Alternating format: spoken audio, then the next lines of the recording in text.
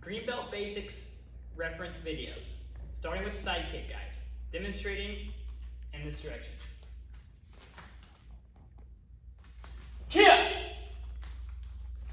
Kick! Kick! Kick! Kick! Now an explanation. A side kick is a thrust kick.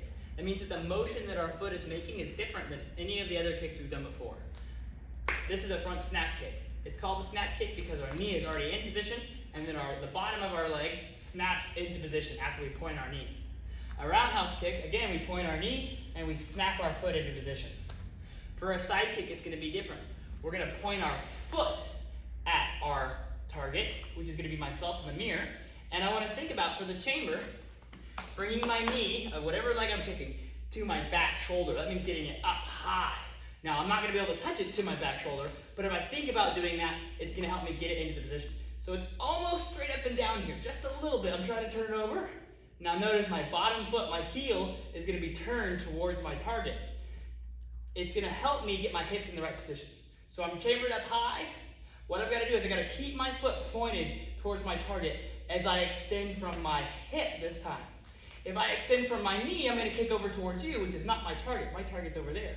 So my hip extends while my knee keeps my foot pointed at my target. And when I rechamber, I want to end it right back in this position.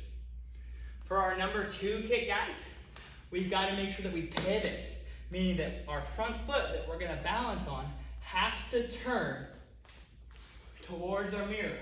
And it's going to help us get into position. Chambering high, knee pulling back to my shoulder, toes pulled back.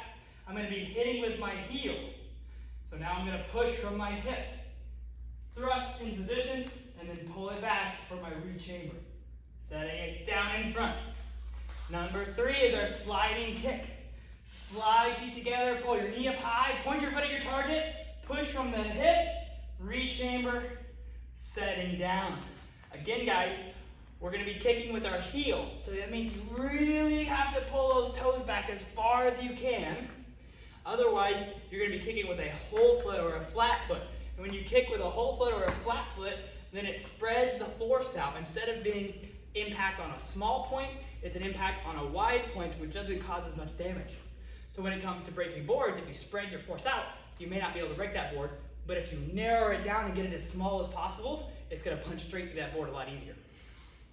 Now we're on 4. 4, take that front foot, lunge with it. We've got to turn on this front foot. As we raise and we chamber, I'm pointing my base foot heel towards the mirror, extending my hip, push, rechamber. Last one, guys. On 5, it's important that we take our back foot and we're going to cross behind, which is different than where we step for roundhouse kicks. And the reason we step behind is because that's going to allow us to bring our kicking foot knee straight up and side kick right away. Versus if we were to step in front, then we're kind of blocking ourselves from doing that chamber right away. We have to kind of raise our knee around, and so it's not as efficient. So, side kicks are thrust kicks. That means that we're not snapping our knee, we're pushing from our hip, and we want to think about our foot moving in a straight line like we're thrusting a spear or something like that. A nice straight line kick. Go get them, guys.